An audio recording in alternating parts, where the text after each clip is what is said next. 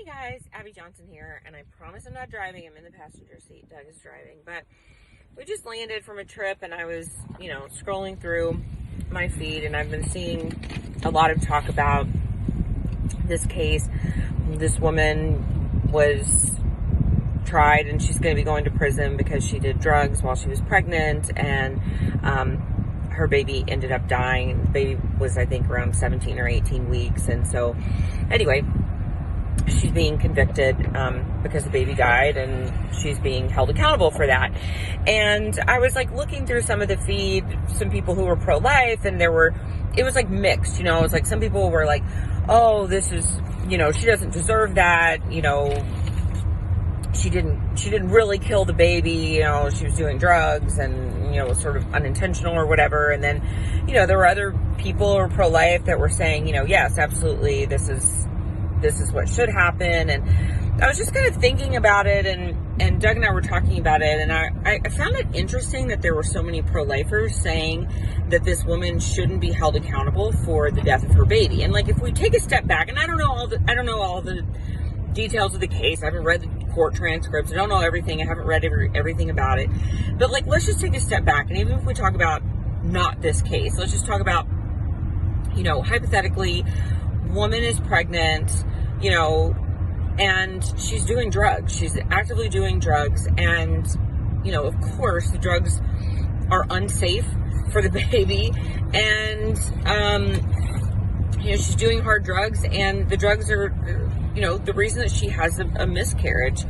And people are saying, that's not a reason to hold a woman accountable for the loss of her child, and that doesn't really sit right with me, because we have laws in almost every state that protect babies in the womb, we call them prenatal protection acts.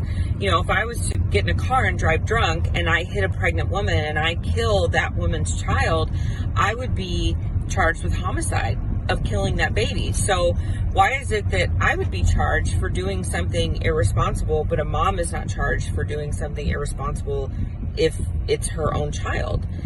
I think that we need to really think this through, and I'm not intending to come down hard on people or anything like that, but understand that people have problems, people have drug problems and whatever, but still there has to be some sort of personal responsibility taken here. Still, a preborn human being is dead because of irresponsible actions, and we in the pro-life movement have to make a decision. Are these innocent human beings in the womb human beings worth protection, or are they not? And if they are, then we have to act like it.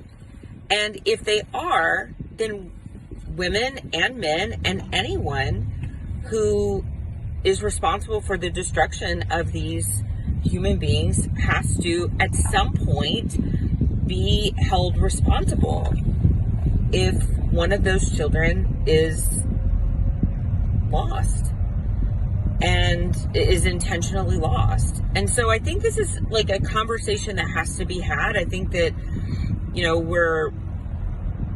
I think sometimes we get so, and I've been guilty of this too, but I think sometimes we get so bowled over by compassion that our compassion can sort of be misdirected. And sometimes I think we can become just so overwhelmed with compassion for the mother, which we should have compassion for the mother, that we forget about providing justice for the child.